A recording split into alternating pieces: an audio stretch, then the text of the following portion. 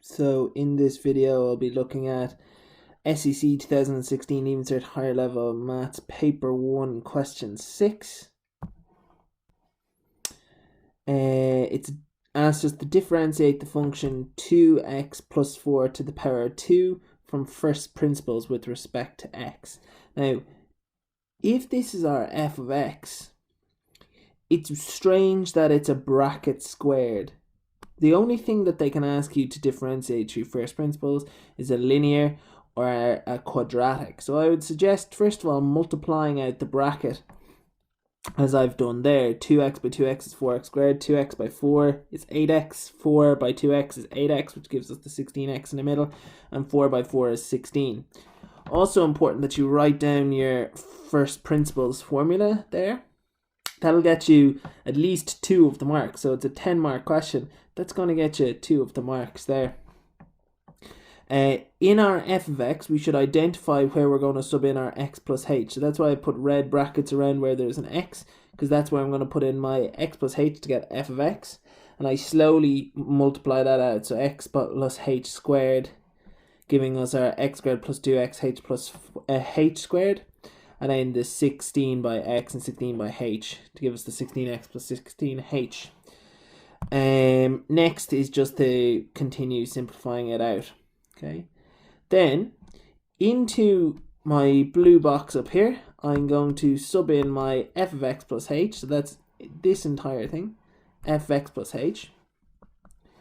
Minus, now the minus is going to be multiplied into the entire f of x. So this is f of x, but because I've multiplied minus into it, the sign changes here, the sign changes here, and the sign changes here. Fortunately, there's loads of cancelling that happens then. The 16 goes, the 16x goes, and the 4x squared goes. At this point, you'll notice that I keep writing down my limit as h goes to 0. Limit as h goes to 0. H goes to h, no, h goes to 0. I keep writing that down. The reason I keep writing that down is because I have not applied the limit yet. Here, the bit of simplification that happens, h divides into 16h, h divides into 4h squared to just give us 4h, and h divides into 8xh to just give us 8x. Now at this point, there is no h on the bottom line. Because there's no h on the bottom line, I can then set h is equal to 0 to give me my derivative there. Quick check of it as well. If you just differentiate this by rule, differentiate that by rule, you should get the right answer down here at the end. Remember, you're only gonna ever be asked to do this for linears or quadratics, and the most difficult quadratic they might give you would be a negative quadratic with a fraction in it, I suppose. The next part is that y is equal to x sine 1 over x, find dy dx. So it's important to note that this is a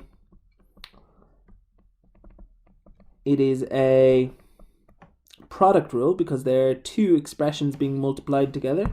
So I have my u and my v. My u is equal to x. My du dx is equal to 1. Now you might see with the v there, I've changed the writing of it. It's not 1 over x, it's x to the minus 1.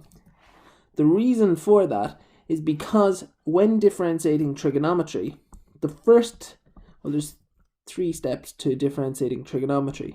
You diff the angle, or differentiate the angle, then diff the trig, then leave the angle alone, or repeat the angle again. That's what I mean by it. So differentiate, if you had to differentiate 1 over x, it's a little bit difficult.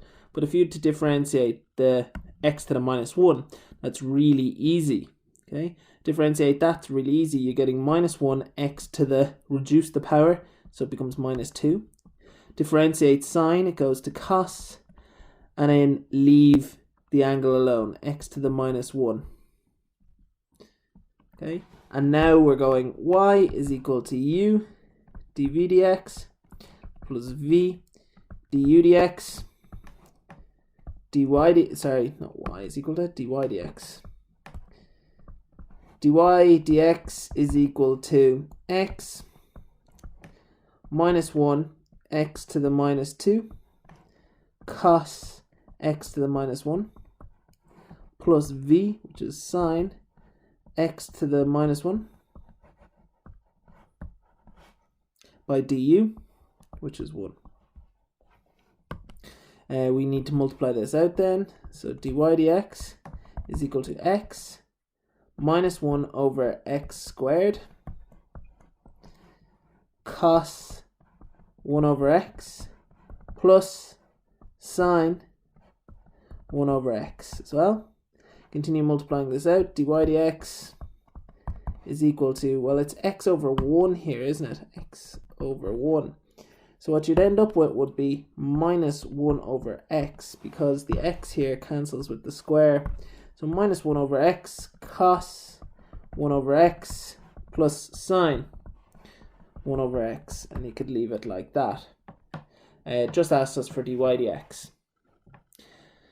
The next part, find the slope of the tangent to the curve y is equal to x sine 1 over x when x is equal to 4 over pi, and give your answer correct to the 2 decimal places. Well, remember, dy dx, what's it stand for? It stands for difference in the y's over difference in the x's, which is another way of saying y2 minus y1 over x2 minus x1, which is another way of saying slope, or rise over run. So I know what dy dx is. It's minus 1 over x. Was it minus 1 over x? Yes, it was minus 1 over x cos 1 over x, plus sine 1 over x. Dy dx is equal to minus 1 over 4 pi cos 1 over 4 pi plus sine 1 over 4 over pi. Not 4 pi, 4 over pi. Now, this, I'm just going to deal with this fraction here for a second on the side in rough work. That's the same as saying 1 over 1 divided by 4 over pi, which is the same as a fraction over a fraction. How do we deal with a fraction over a fraction? We flip the second and multiply. So that's the same as going pi over 4. So all of these are the same as pi over 4. So dy dx is really minus pi over 4 cos pi over 4 plus sine pi over 4. And it asks for it to 2 decimal places. And that works out as 0.15. So dy dx is equal to 0.15. Look, really nice part B. It's just the B part 2, it's B part 1 with the product rule that might catch you out a little bit.